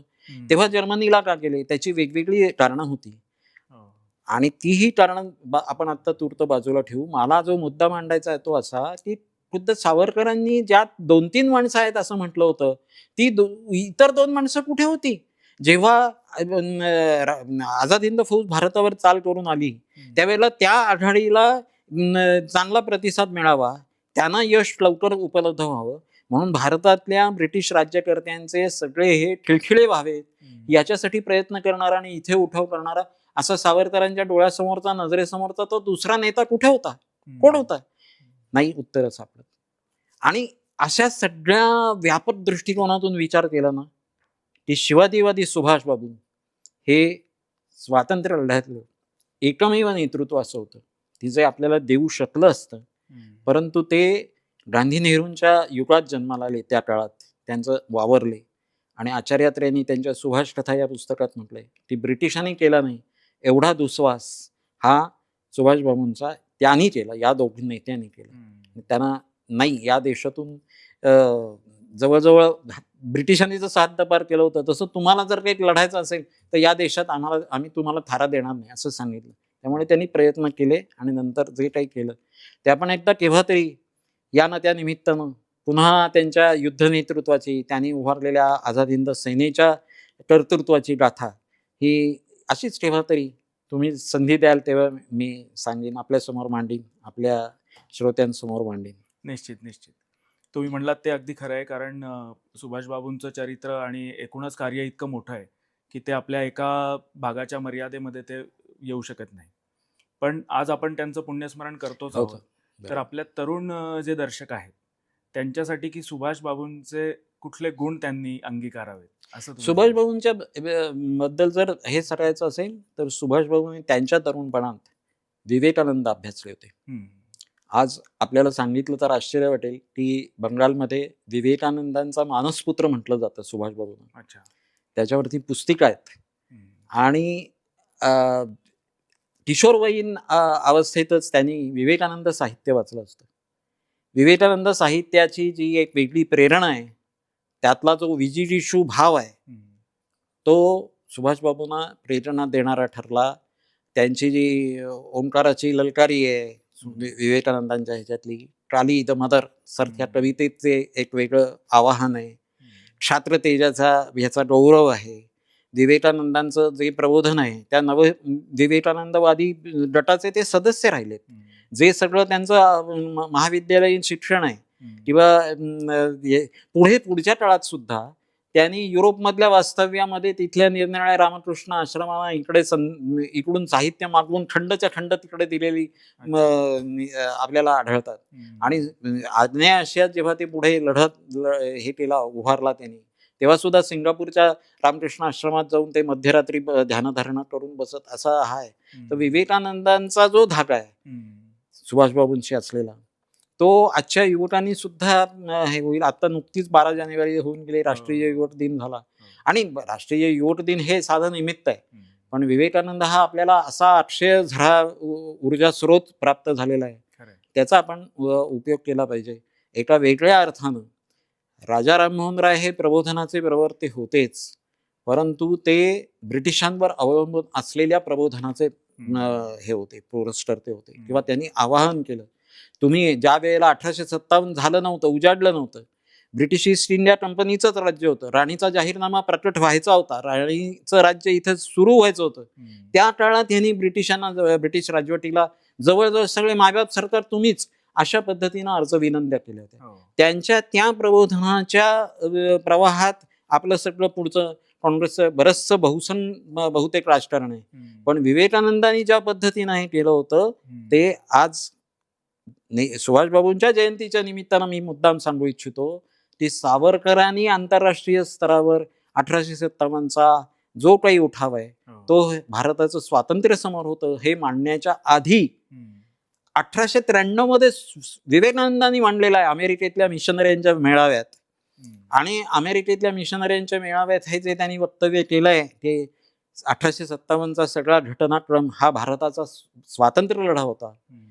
माझी अशी इच्छा आहे की ब्रिटिश सैनिकांनी मला गोळी झाडावी, मी हुतात्मा व्हावं आणि त्याच्यातून वणवा पेटावा आणि त्यात हे सगळं साम्राज्य जळून ठाक व्हावं. हे ख्रिश्चन मेळाव्यात शिकागोच्या सर्वधर्म परिषदेच्या आधी बोललेत. पण मेरी लुई बर्ट नावाच्या ज्या एक अमेरिकन विदुषी होऊन गेल्या, त्यांनी Swami Vivekananda in the west new discoveries नावाचे 6 खंड लिहिलेत. त्या 6 खंडांच्या याच्यात हे सगळे दाखले मिळतात. ते दाखले आपण जर स्मरले, त्याचा जर हा केला, तर तशा विवेकानंदांच्या, विजिगीषू विवेकानंदांच्या शिष्याचे आणि शिवाजीवादी असे सुभाषबाबू आपण निश्चितच प्रेरणादायी आहेत. त्यांच्यापासून आपण ठिकठिकाणी वेगवेगळ्या पद्धतीनं प्रेरणा घेऊ शकतो त्यांच्या आयुष्यातून. ती घ्यावी असं मी आवाहन करतो. मला आज ही माझ्या जिव्हाळ्याच्या अशा चरित्रनायकाला, देशगौरव म्हटलं ज्याला गुरुदेवांनी, देशगौरव सुभाष, आणि तुझ्याकडे देश सगळ्या एका वेगळ्या अपेक्षेनं पाहतो, याचं साधारण महाजाती सदन नावाचं हे केलं त्यांनी. गुरुदेवांच्या हस्ते कौनशिला समारंभ झाला होता, त्यावेळेच्या समारंभात त्यांनी म्हटलेलं.